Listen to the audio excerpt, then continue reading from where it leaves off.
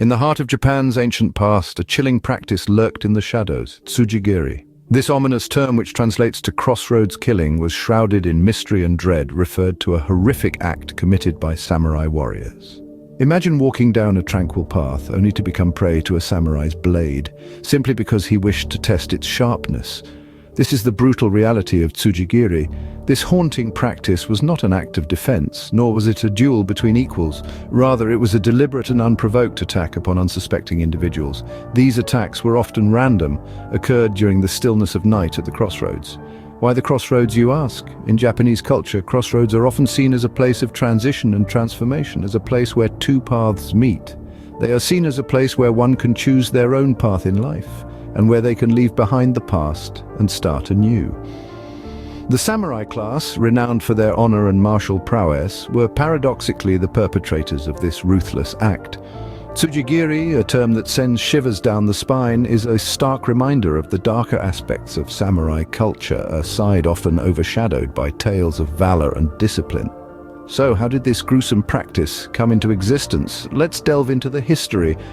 The roots of Tsujigiri are deeply entwined with the turbulent Sengoku period, a time when Japan was a cauldron of unrest, with samurai warriors in a state of perpetual battle. Tsujigiri emerged from this chaos as a valid way for these warriors to maintain their edge in combat. What started as the practice of honorable duels between samurai devolved into the dishonorable killing of a defenseless lower class. In the relentless grind of war, a samurai's sword was his lifeline. The practice of Tsujigiri allowed them to test their blades on hapless victims, ensuring they were always ready for the next fight. It was claimed to be a brutal necessity born from a brutal time.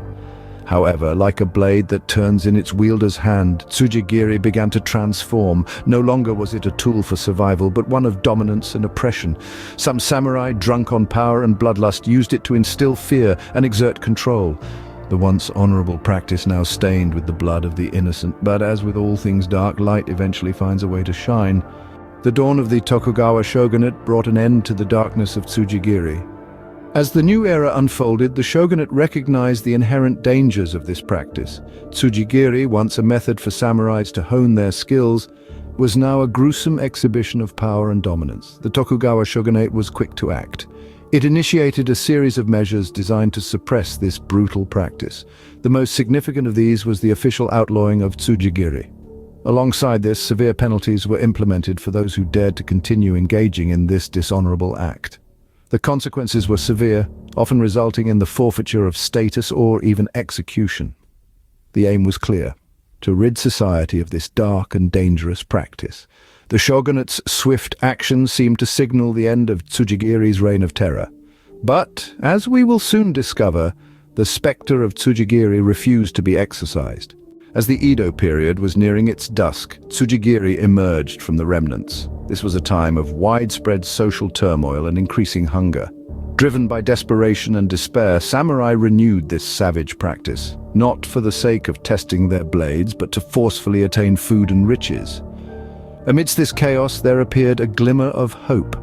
Yakuro Saito, this aging swordmaster in his mid-50s, bravely took a stand against the resurfacing menace. He faced off against a notorious Tsujigiri practitioner, exemplifying unflinching courage in the face of this most vile of acts. Saito's confrontations brought about a crucial turn of events in the battle against Tsujigiri. Saito's triumph was not merely an individual victory. It represented honor and bravery, standing in stark contrast to the abhorrent violence of Tsujigiri. His heroic deeds altered the course of history and drove the final nail into the coffin of Tsujigiri so it could be put to rest. The legacy of Tsujigiri serves as a stark reminder of the darker aspects of history. This grim practice casts a long shadow over the legacy of samurai culture. Tsujigiri is a dark stain upon the samurai history, revealing a depth that goes beyond the romanticized image of noble and honorable warriors. It paints a vivid picture of the chilling reality that even in the most refined cultures, violence can take root and thrive. However, in the face of brutality, the enduring values of the samurai, honor, courage, and self-discipline stood firm. The outlawing of Tsujigiri, the heroic stand against its resurgence, and the ultimate triumph over this dark practice all bear testimony to this fact. As we reflect on the story of Tsujigiri, we are reminded of the enduring values of honor and courage that ultimately triumph over the darkness. The legacy of Tsujigiri then is not one of violence, but of the resilience of human spirit in the face of such violence. Thank you for joining us on this journey through the dark and, at times, unsettling history of Tsujigiri. We hope you found this exploration of Tsujigiri insightful and thought-provoking.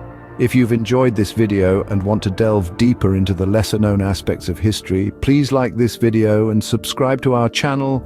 History is weird. Your support allows us to continue bringing you unheard stories, shedding light on the parts of history often left in the shadows.